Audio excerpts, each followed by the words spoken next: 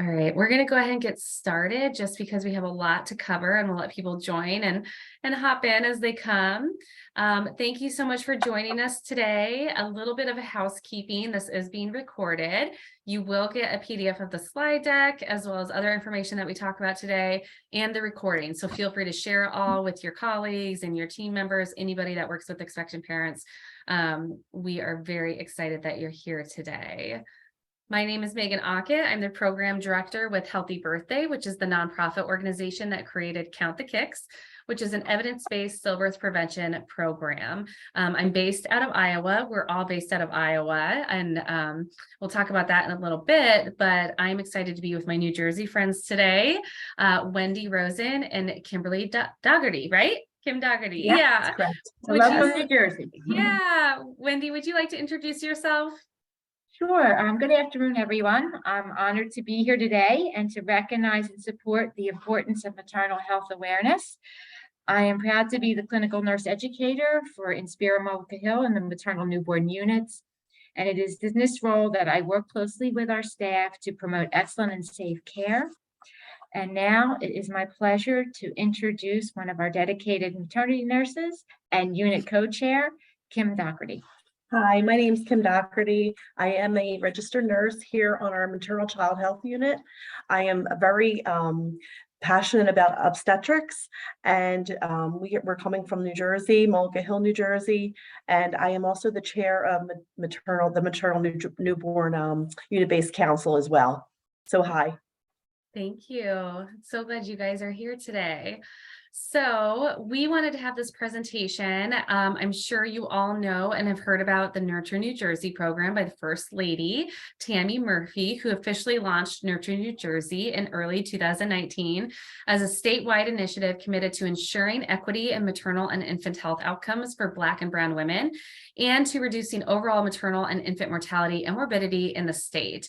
There are three main objectives: to ensure all women are healthy and have access to care before pregnancy, to build a safe, high quality, equitable system of care and services for all women during prenatal, labor and delivery and postpartum care, and to ensure supportive community environments and contexts during every other period of a woman's life so that the conditions and opportunities for health are always available. And so we're so excited to be part of this initiative, to talk through this with you all today and what we're doing to address maternal mortality and morbidity and the racism and implicit biases that exist. Wendy, would you like to share a little bit more about Inspira Health? Sure, absolutely. We have 3 hospitals in our system. We have 2 cancer centers. We have 8 multi-specialty health centers. We have over 200 plus access points, and we have served 5 counties in South Jersey: Atlantic, Camden, Cumberland, Gloucester, and Salem counties. Wonderful. And what about your maternity services? We have more than 3,000 births per network wide. We have over 30 plus OBGYN and midwifery providers. We have 1 level 3 neonatal intensive care unit and 1 intermediate care nursery. Wonderful. And coming from Iowa, you are very large. That's a lot of locations, a lot of births. That's awesome.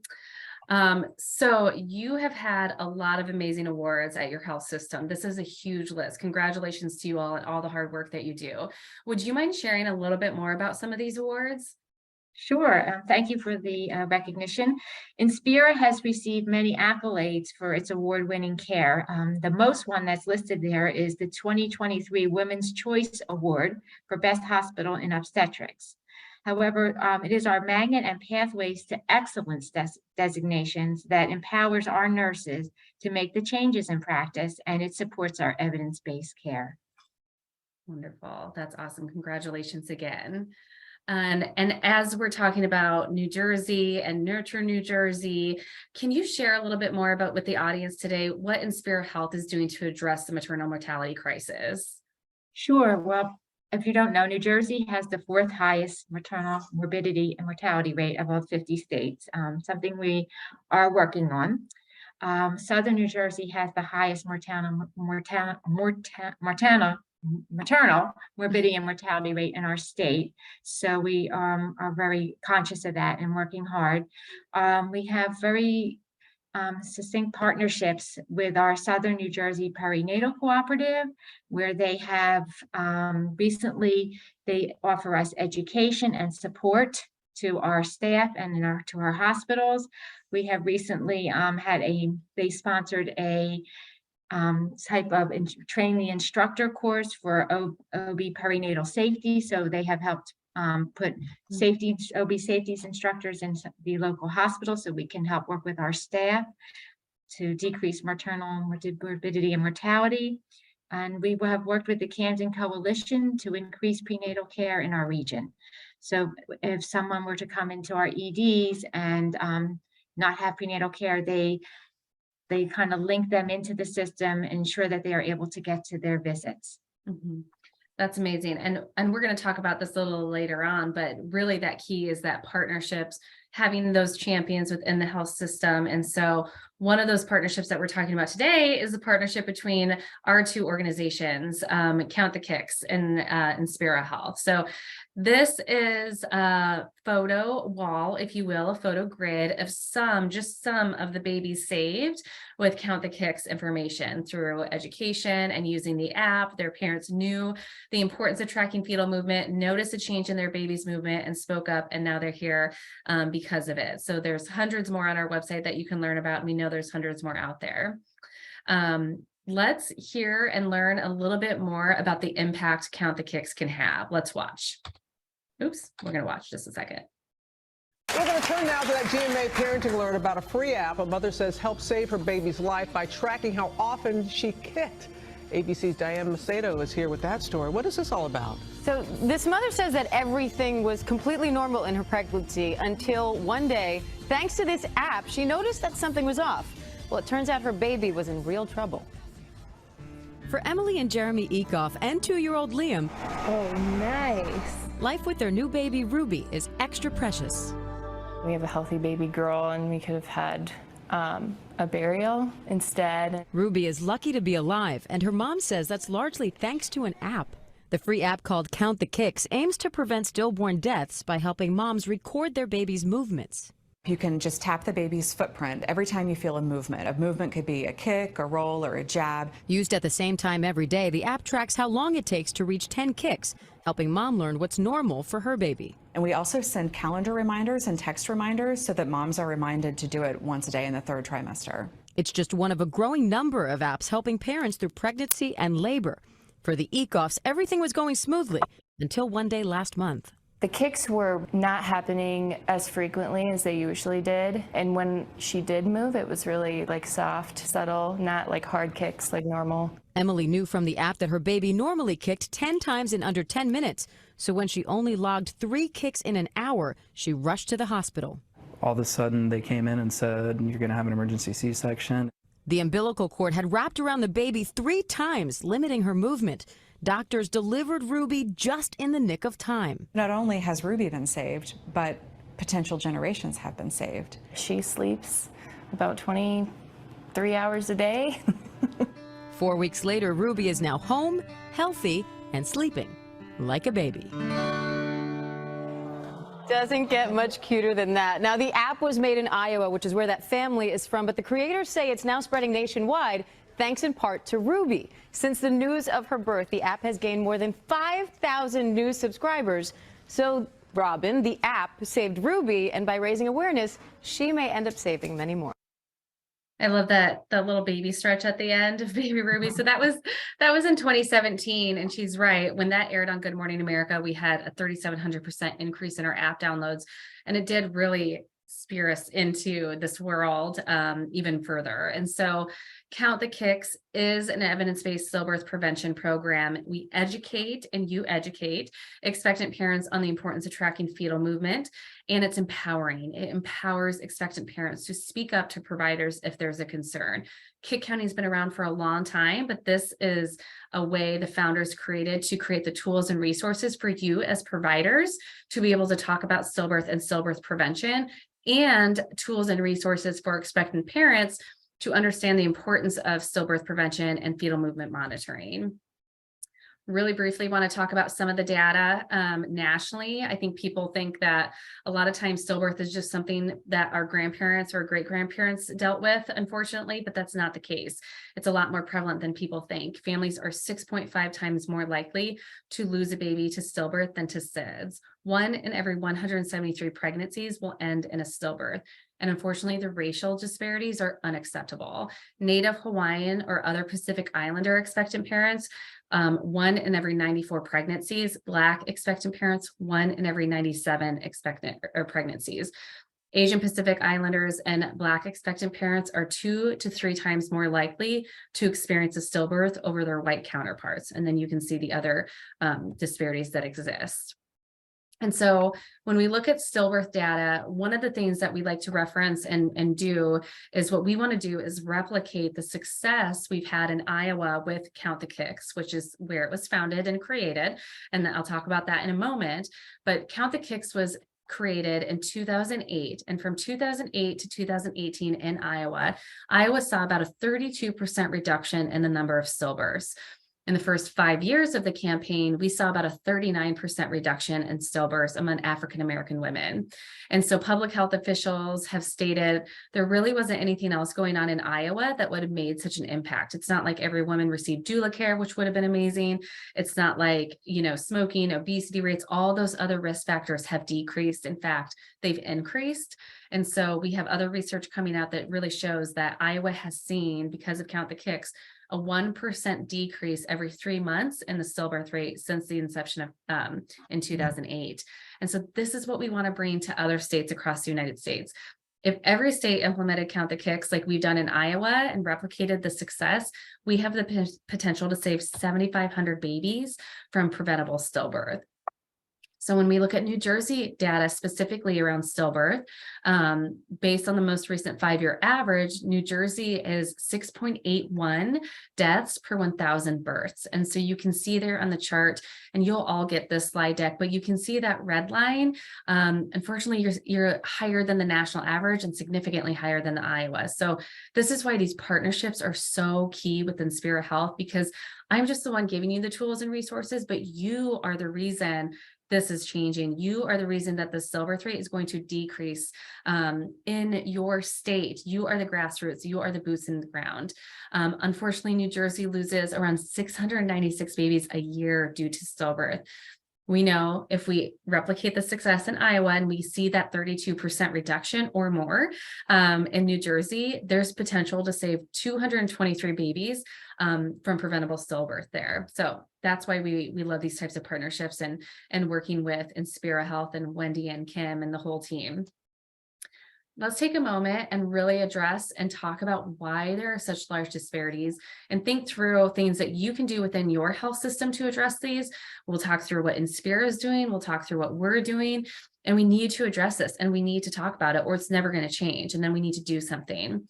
So research points to the following as causes of these disparities: systemic racism, those racism in the healthcare setting and the toxic stress that exists, and epigenetics, predisposition to certain conditions that may lead to stillbirth, like gestational diabetes and high blood pressure, all linked to maternal stress.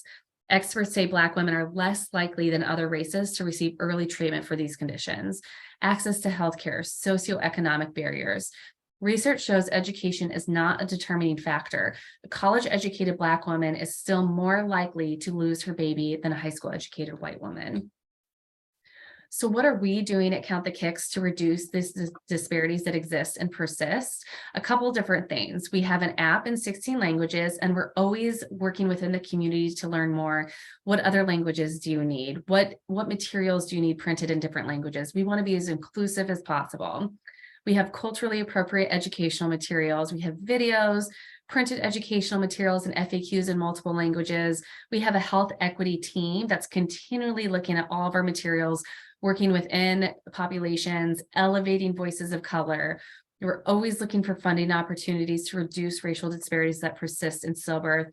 We're an inclusive organization with 100% board and staff trained on anti-oppression and structural racism. We improve our programming based on lived experiences. We're listening, we hear, and we implement.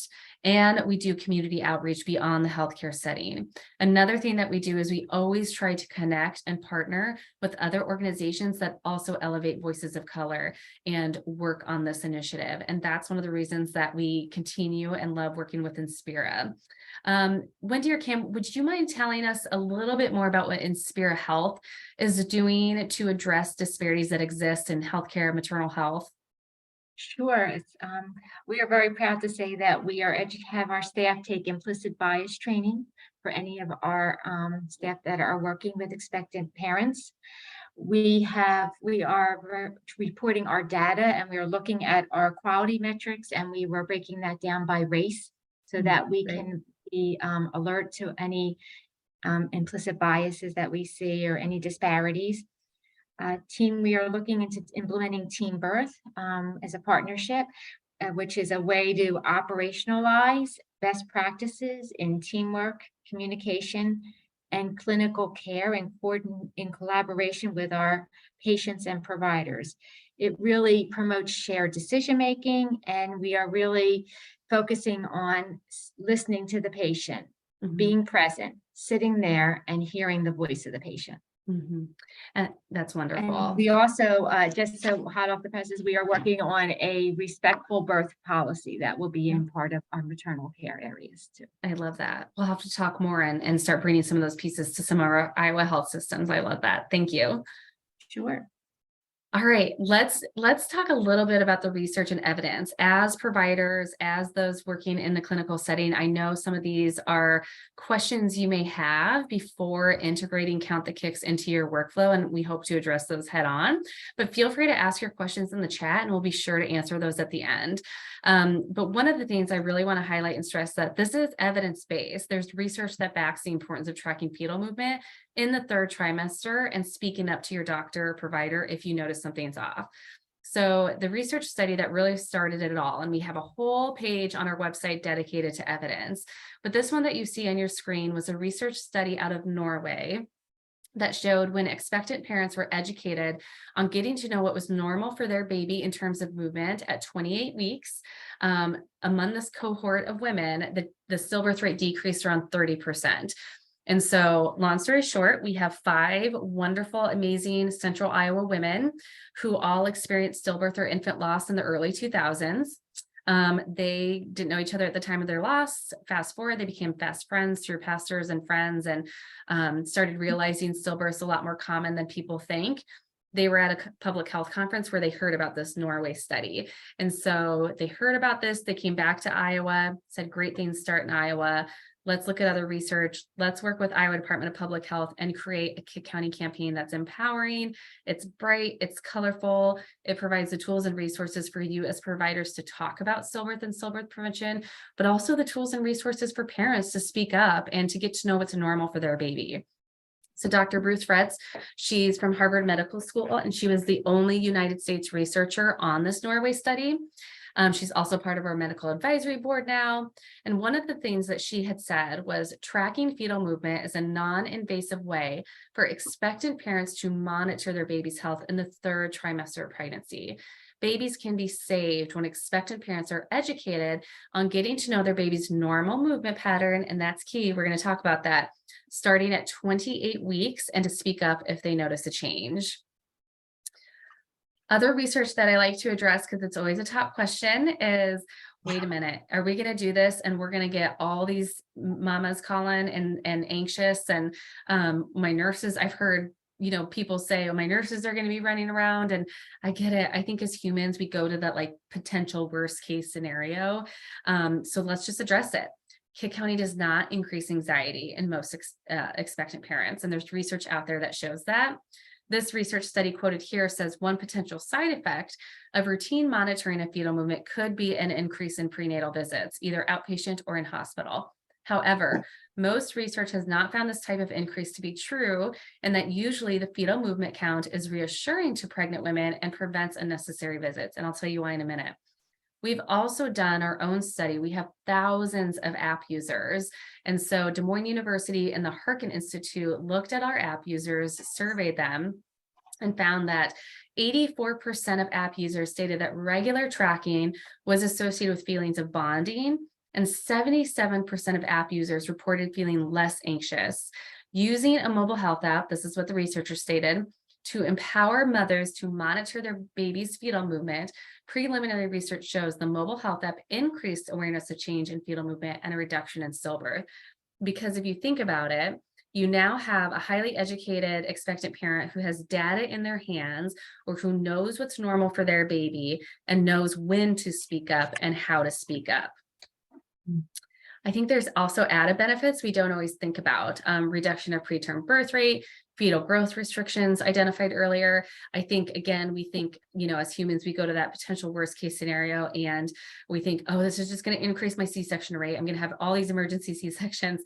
And I'm always like, this isn't like the end all be all for reduced, change in fetal movement. This is a way to check on baby. It's a way baby communicates with mom to see what else is going on. You do additional testing. You don't just have somebody come in and, I hope not, go to an emergency C-section based on their word. You're doing additional tests, right? Like to see what's going on.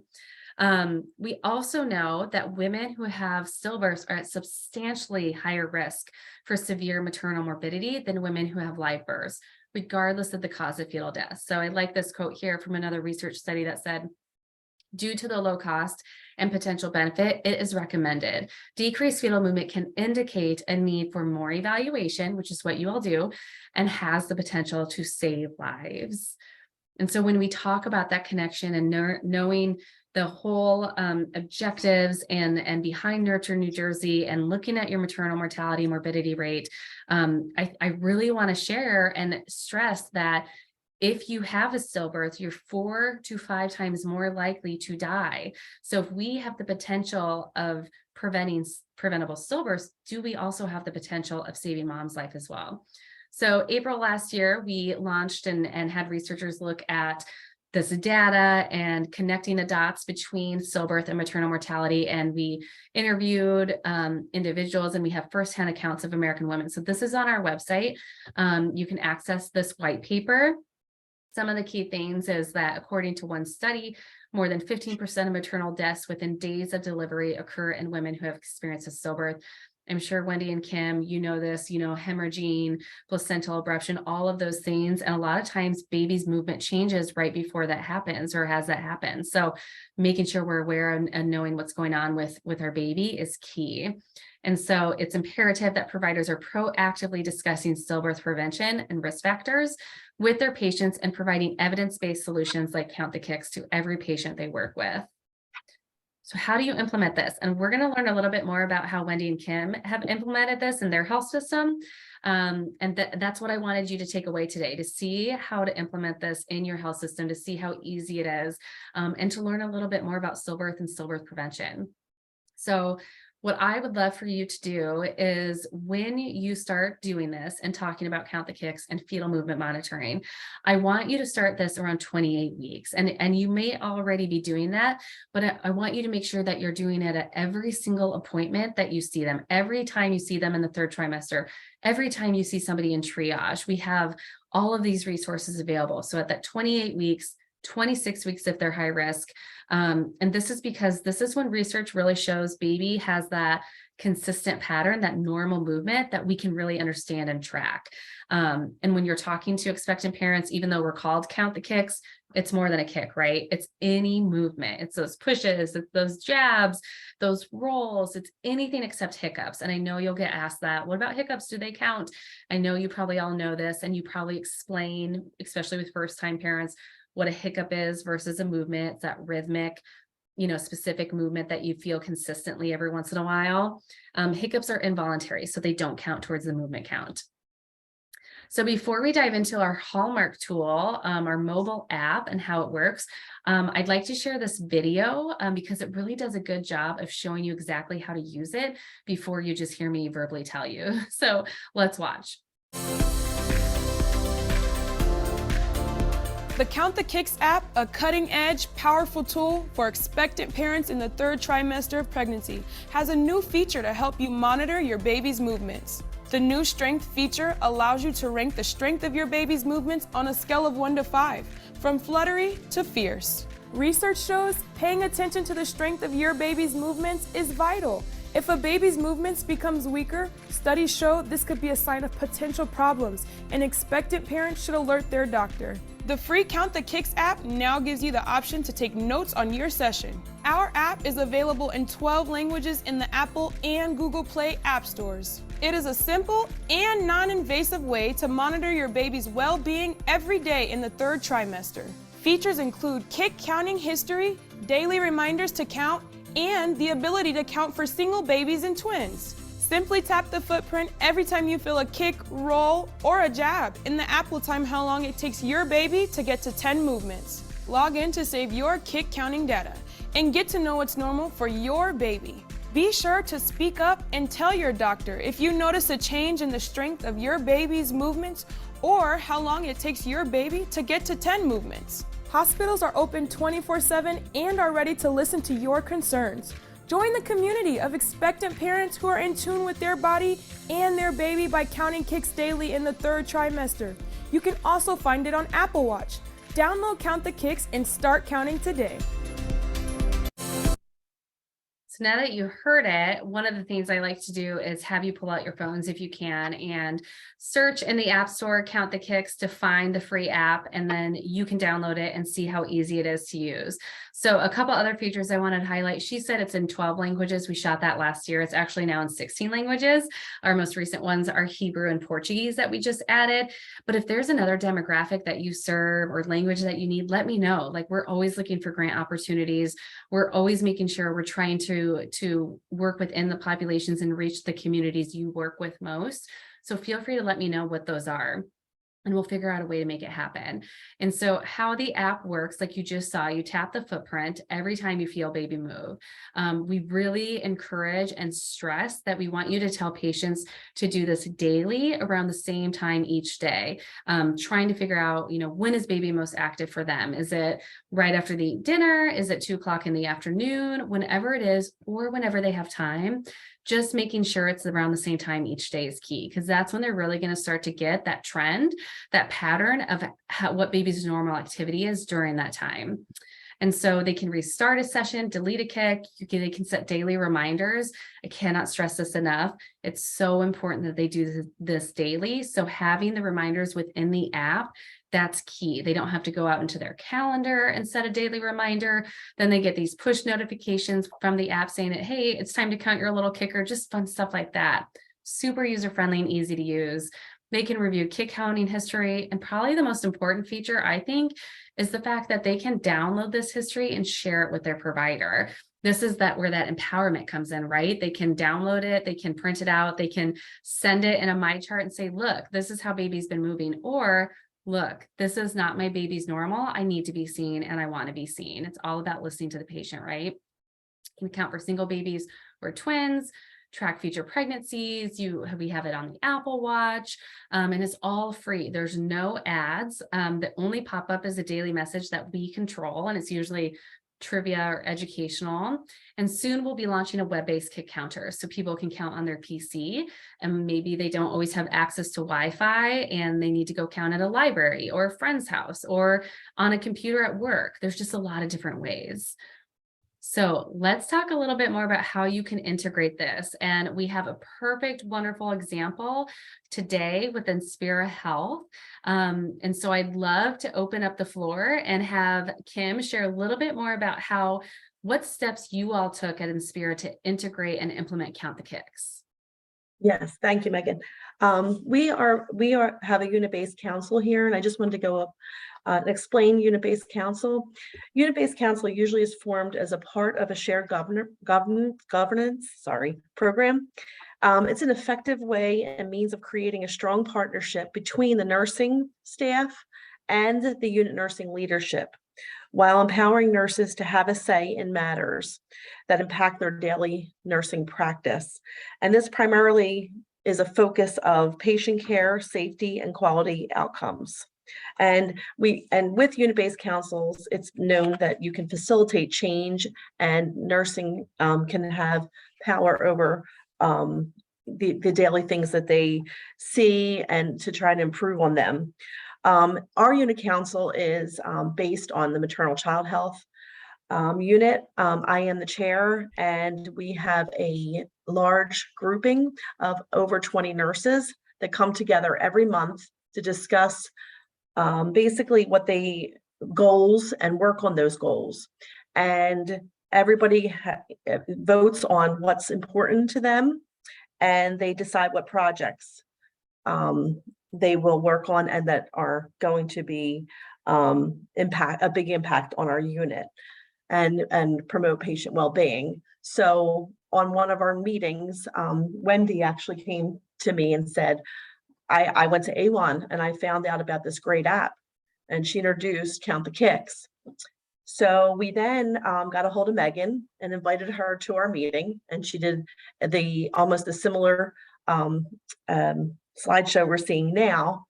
And one of the things I thought was really neat was that last thing she asked was everybody download that app. And pretty much it was easy, like as pie from there, because everybody loved the idea. We took it to heart. Everybody was on board. We went to the meetings, board meetings, physicians meetings. We even got IS to put the QR code in our discharge instructions when we give them when they leave the OBED, which is like everybody comes in to either decide, if there's something wrong. It's like an ED for pregnant women, I call it. Mm-hmm. And we also have MFM, which is maternal fetal medicine, and we do have our clinic, which is maternal fetal prenatal clinic. Sorry. So we got all those guys on board because 2 of them are members of our unit-based council. Awesome. So with this, then we put up signage, and it was really, we were very fortunate that upper leadership embraced our idea. And from there, we took it to our IS team. They built it, they put it in, we trialed it. We sent, because maybe our MFM and our prenatal might not get to see our OBED, we sent visuals and the QR code for them to use. So when they're there, they get to see it. So it really was an easy buy-in because everybody liked it. It was interactive. And now that's what we do all the time. When people come in, we are very stressful. And it also allows us to be very consistent in our education of what we say to all the moms. So the response from the staff and patients have been very positive, very positive. So everybody can do it. I think it's a great best practice to put it in discharge. Yeah. Was there anything that surprised you? Either one of you, I'll open it up. Was there anything that surprised you after learning, like going through that presentation, and what kind of stood out? So I guess the Miss Kim, what you're teaching. Kim is great. She is a real advocate in the OBED. So the Miss, people would come in and say, well, my parent told me that it's late in the pregnancy, the baby won't move as much. Or there was also like the hiccups, or how to count kicks without before we had the app. It was very time consuming to explain to the patients, how to differentiate, from hiccups to baby movements.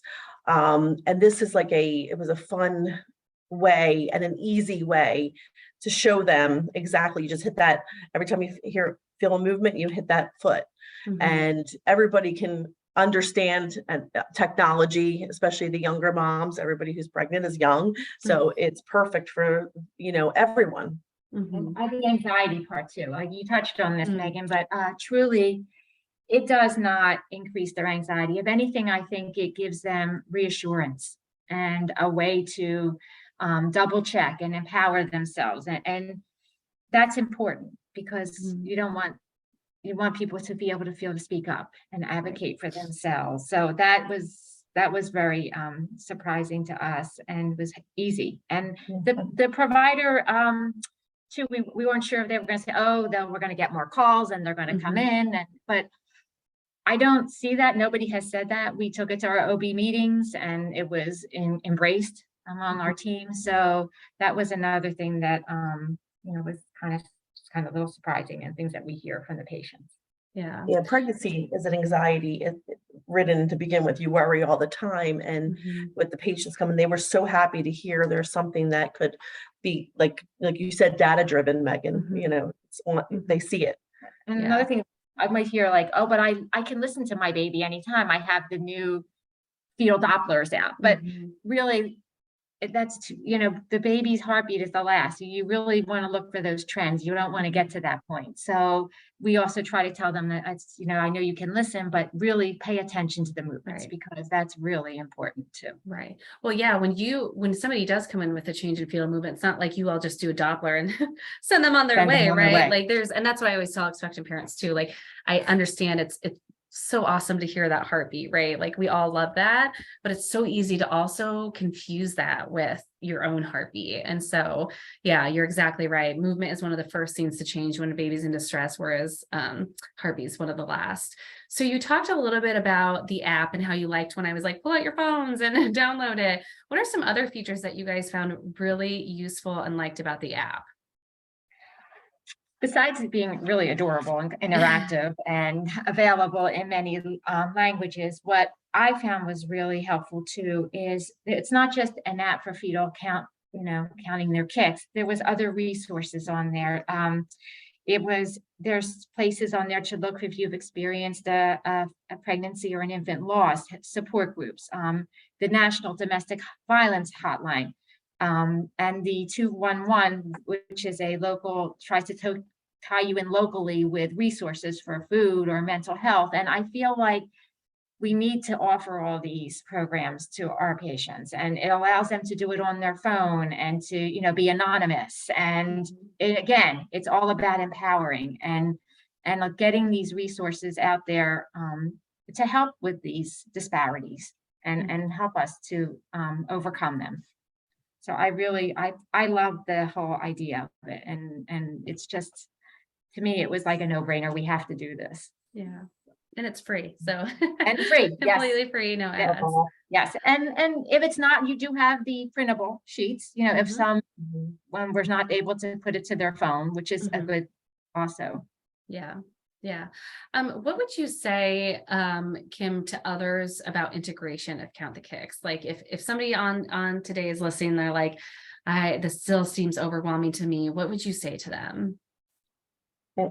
It didn't even seem overwhelming to us because the app sells itself. If they want any help, I would be glad to help. Yeah. You know, as reach out. I'm a novice. I'm getting more into leadership roles. However, this was, you know, to me, a no-brainer. If you're passionate, about bringing down those counts of, you know, I didn't realize how high we were in New Jersey with maternal and fetal mortality. I was, you know, really shocked, and hearing it is really, it's horrible to hear, but it's inspiring that you can do something about it. And I think this was an easy sell to our, you know, the leadership, to everyone involved, that we had to get this to, you know, and it wasn't that many, like I said, not that many steps were needed to bring this into fruition. Yeah. We hope that we can be like Iowa. That would be a nice Me goal too. to have, you know, to decrease our stillbirth rate. Would be awesome. Yeah. And we have tools, and we'll talk about it here in a little bit too, but we have tools and resources just like we shared with you. And I know Wendy and Kim, like you just said, are willing to share and because that's really key. And so you've mentioned this a couple of times, but just to confirm for those on the call, you did not receive any pushback with implementation, right? Like you didn't have any provider question this yeah, perfect. No, we went to our leadership. It was embraced. Our providers, we went to the meeting, our IS team did it. It was really none at all. That's awesome. And Megan, you made it seamless too, because you were easy to, you know, to get a hold of. You were more than happy to come and speak at our meeting, and that was wonderful. It's the power of the voice and getting it out there. So. Yes, exactly. And speaking of voices and stories, I hear you have some exciting news to share with everybody. We do. In preparation for our meeting today, Kim sent out an email to our whole staff saying, you know, listen, we're doing this. Does anybody have any baby save stories, that you share them. And one of our nurses who's on our unit council, and she works a lot in our high risk area and MFM, she says, I do. So we reached out to her and she shared, I guess it was a week or two ago, she was working on her normal day, and they're doing their non-stress as the patient came in, and she always says, I always ask how's fetal movement, and she explains the importance of why, because we don't have a window to see in, and the only way to tell was really doing your kick counts. And she says, I know we did count the kicks, Wendy, and all this stuff. So she said, went over it, and she says, you know what, I'm just not feeling the baby move the same. So she said, okay, I hear you. Let's put you on the monitor. Let's see what the baby's doing. And then you're going to have your appointment with your provider. We'll send you over there. We're going to make sure that you speak up for that. So she did. And on the monitor, the baby did look fine. So, but she went to the provider, and the patient again said to the provider, I just is different. It feels different. It's not the same. It's not the same pattern. And she used her words. And I also will say that I like on the Count the Kicks app, it also gives you some wordings for the parents to use to empower the parents. And she did speak up, and her provider did hear her and said, like you said, Megan, we're not going to just run to the stat section. She said, we're going to do more tests. So send her for an ultrasound. And the nurse herself went back to her everyday work.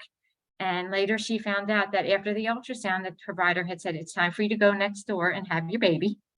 There was, the fluid was greatly decreased, and this is a sign for us that it's time for you to have your baby before anything happens. So Yeah. she had a healthy baby. She had a beautiful, healthy baby. That's so lovely. that is a success story. Yeah. And I love how the nurse was like, I hear you. I'm not going to let you go home until you're comfortable too. Like, we're going to do these tests. I think that is exactly how we reduce disparities too. We're listening, we're hearing, we're seeing the data. She knew, I think it's just, I literally have goosebumps. Like, I just love it. So props, hats off to you all, to that nurse, to that provider, to that mom. Just so amazing. The mom, so she spoke up. She spoke up, and she kept speaking up and said, this just doesn't feel right. So awesome. So that's very exciting. Congratulations to you. And as we hear more, hopefully we'll be able to share more with that too. So we're very excited, because we shout those wonderful stories from the rooftop. Like, that is storytelling at its finest, and why, and people are going to remember that and listen. So thinking of partnerships with you all listening today, who are the partners in your community? Who are the partners in your health systems? We have a strong partnership with health systems, but also A1. I don't know if my wonderful contact, who I just met, Jamie, is on today, but Jamie's part of the A1, the Association of Women's Health Obstetric Neonatal Nurses. We work with them all across the country, and we can come in and do presentations. We can do virtual presentations. We have wonderful New Jersey ambassadors that can be in person. But this is just me a couple days ago in California with Jamie, who we got connected. It's just funny. I live in Iowa. She lives in Jersey, and we meet in California. Anyways, partnerships are so, so important, because it's really, I'm just giving you the tools and resources, and then you guys have those keys and partnerships to implement this. You have the unit-based council, you have the nursing staff, you have the providers, you have the Southern New Jersey groups, like all of those are all partnerships that are sharing this message. So that's really important and inspiring. So think through, as you're listening today, what partnerships you have. And then Wendy and Kim did a great job talking about the resources available. The posters, the print material, all that they talked about today are low cost. It's like $5 for a bundle. It's totally worth it. But the app is completely free. You can always talk about it and reach out to me and ask for more information. Do you need the after visit summary discharge paperwork? Like, we can do that. And there's tons of digital resources as well. And you'll all get an email with this information too, so you can access all the free resources. Connecting with us, signing up for our newsletter, sharing our posts. And this is really the impact of our work. This is just a little portion of our Baby Save grid. But soon we'll have more of those New Jersey babies up here. I just know it. But this is what we do, and this is why. And it's because of these beautiful faces. And I cannot thank Inspira Health enough for reaching out and making that connection, because I just was at a national presentation, and then Wendy emailed me, I think, and was like, hey, can you come? And that's exactly what I do. And that's what I want to do. And so I love it. And we're happy to answer any questions. And I don't know, Wendy and Kim, if you have anything else to add, but we do have a couple minutes if anybody has questions too. We just want to add that we'd be glad to speak with anyone if they had any questions of how we did this, but it can be done. It's a win-win for everybody. Yeah. Most importantly, those babies and mamas, right? Exactly. I'm going to put our website in the chat. Yeah, we're happy to answer any questions. You're all muted, so you can't come off mute, but you can raise your hand and I can unmute you, or you can use the chat or the Q&A. And we'll stay on for just a couple minutes. Otherwise, enjoy your day. Shout out to Nurture New Jersey and the First Lady for really putting this program out there and really shining a light on the maternal mortality crisis that exists and persists. And together, I know we can change that. So thank you. Thanks, Wendy and Kim. Just wait a minute or so. Thank you, Megan. Thanks, Thank you, Megan, guys. for everything. You did great. I'm gonna hit unrecord. Thanks, everybody. Powell, Dr. Weiss, right? Weiss? Yep. Yep. From Tennessee. Yep. Awesome. All right. I'm not seeing any hands up or anything. Okay, So perfect. thank you so Megan, much, thank Wendy and you. Kim. Thank you. Yeah, Thank That you. was Have wonderful. a great day. Yes. Thank you, everybody. Bye. Bye. Bye. Dr. Simone,